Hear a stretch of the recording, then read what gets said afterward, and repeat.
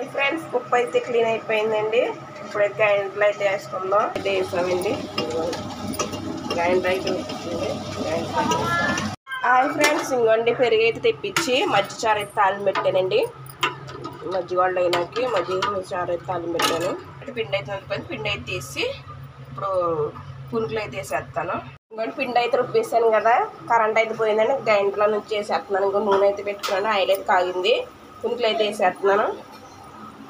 పునుకులు అయితే వేసేసి ఇవైతే బాగా బ్రౌన్ కలర్లో వేగాక అప్పుడు మనం మజ్జిగలు అన్నది వేసుకోవాలని చూపిస్తాను. అది కూడా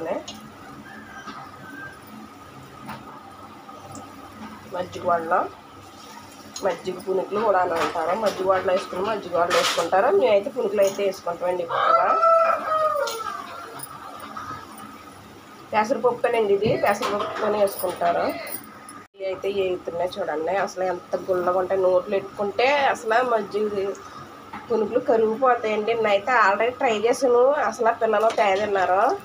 మళ్ళీ కావాలంటే మళ్ళీ ఇది ట్రై చేస్తున్నాను. ఇవాళ మా బ్లాక్ గడ్ తెగరిసేస్తున్నాడండి. బాబు తల నొప్పి వచ్చేస్తున్నాను. చూడండి, బ్రౌన్ కలర్ వచ్చే వరకు వేసుకుంటే బాగుంటుంది.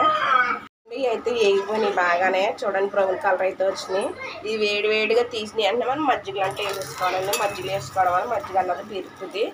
మజ్జిగ అన్నది పీర్చి బాగా టేస్టీగా ఉంటుంది, బాగుంటుంది.